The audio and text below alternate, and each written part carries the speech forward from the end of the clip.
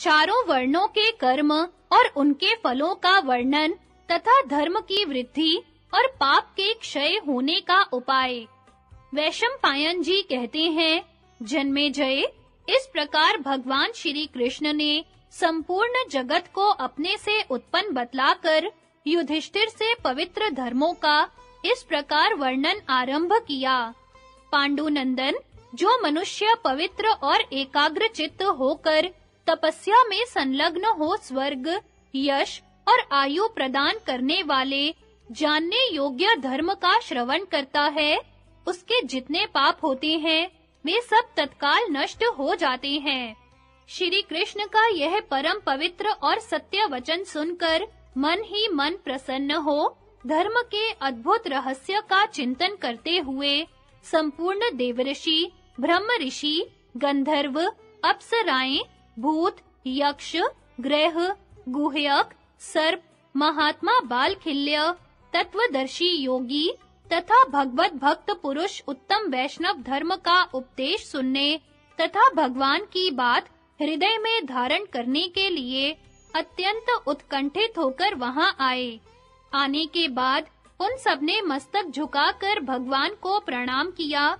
भगवान की दिव्य दृष्टि पड़ने से वे सब निष्पाप हो गए। उन्हें उपस्थित देखकर युधिष्ठिर ने भगवान को प्रणाम करके इस प्रकार प्रश्न किया, जगदीश्वर, ब्राह्मण, क्षत्रिय, वैश्य और शूद्र की पृथक-पृथक गति कैसे होती है? इन सबके कर्मों के फल का वर्णन कीजिए। भगवान ने कहा, धर्मराज, ब्राह्मण आदि वर्णों के क्रम से धर्म का वर्णन सुनो। जो ब्राह्मण शिखा और यज्ञोपवीत धारण करते, संध्योपासना करते, पूर्णाहुति देते, विधिवत अग्निहोत्र करते, बलि वैश्वदेव और अतिथियों का पूजन करते, नित्य स्वाध्याय में लगे रहते तथा जप यज्ञ का अनुष्ठान किया करते हैं, जो सायंकाल और प्रातःकाल होम करने के बाद ही अन्न ग्रहण करते, शूद्र का अन्न नहीं खाते, दंभ और मिथ्या भाषण से दूर रहते, पंच यज्ञ और अग्निहोत्र करते रहते हैं, वे ब्राह्मण पाप रहित होकर ब्रह्मलोक को प्राप्त होते हैं।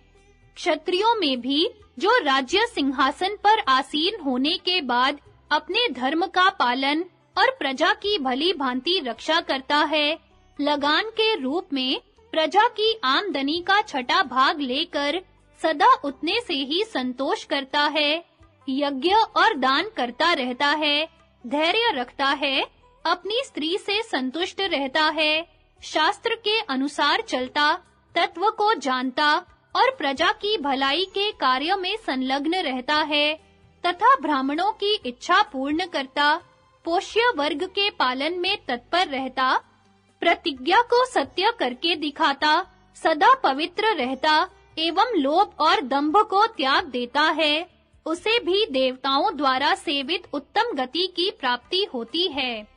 जो वैश्य कृषि और गोपालन में लगा रहता है, धर्म का अनुसंधान किया करता है, दान, धर्म और ब्राह्मणों की सेवा में संलग्न रहता है तथा सत्य प्रतिज्ञ, नित्य पवित्र, लोभ और दंभ से रहित, सरल, अपनी ही स्त्री से प्रेम रखने वाला और हिंसा द्रोह से दूर रहने वाला है, वह अप्सराओं से सम्मानित होकर स्वर्ग लोक में गमन करता है।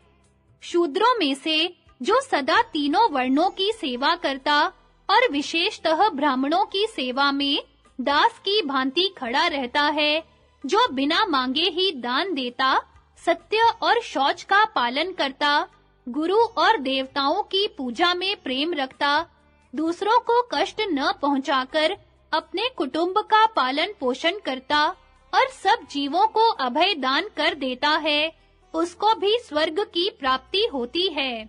इस प्रकार धर्म से बढ़कर दूसरा कोई साधन नहीं है।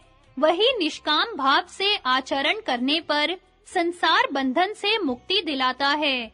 धर्म से बढ़कर पाप नाश का कोई और उपाय नहीं है। इसलिए इस दुर्लभ मनुष्य का जीवन पाकर सदा धर्म का पालन करते रहना चाहिए। ब्रह्मा जी ने इस जगत में जिस वर्ण के लिए जैसे धर्म का विधान किया है, वह वैसे ही धर्म का भली भांति आचरण करके अपने पापों को नष्ट कर सकता है। मनुष्य का जो जातिगत कर्म हो, उसका किसी को त्याग नहीं करना चाहिए, वही उसके लिए धर्म होता है, और उसी का निष्काम भाव से आचरण करने पर मनुष्य को सिद्धि प्राप्त हो जाती है। अपना धर्म गुण रहित होने पर भी पाप को नष्ट करता है। इसी प्रकार यदि मनुष्य के पाप की वृद्धि होती है, तो वह उसके धर्म को क्षीण कर डालता है। युधिष्ठिर ने पूछा, भगवन, शुभ और अशुभ की वृद्धि और ह्रास किस प्रकार होते हैं? इसे सुनने की मेरी बड़ी उत्कंठा है। भगवान ने कहा, तुमने जो कुछ पूछा है, उसे सुनो। पाप को दूसरों से कहने और उसके लिए पश्चाताप करने से प्राय उसका नाश हो जाता है। इसी प्रकार धर्म भी अपने मुंह से दूसरों पर प्रकट करने पर नष्ट होता है, छिपाने पर ये दोनों ही बढ़ते हैं। इसलिए समझदार मनुष्य को चाहिए कि सर्वथा उद्योग करके अपने पाप को प्रकट कर दे, उसे छिपाने की कोशिश न करे। पाप का कीर्तन उसके नाश का कारण होता है, इसलिए हमेशा पाप को प्रकट करना और धर्म को गुप्त रखना चाहिए। निरर्थक जन्म, दान और जीवन का वर्णन, सात्विक आदि दानों का लक्षण, दान का योग्य पात्र और ब्राह्मण की महिमा। वैशंपायन जी कहते हैं, जन्मेजय, तदनंतर धर्मराज युधिष्ठिर ने भगवान से पुनः धर्म के विषय में प्रश्न किया। पुरुषोत्तम, कितने जन्म व्यर्थ समझे जाते हैं, कितने प्रकार के दान निष्फल होते हैं और किन-किन मनुष्यों का जीवन निरर्थक माना गया है। सात्विक, राजस और तामस दान कैसे होते हैं, उनसे किसकी तृप्ति होती है, उत्तम दान का स्वरूप क्या है और उससे किस फल की प्राप्ति होती है।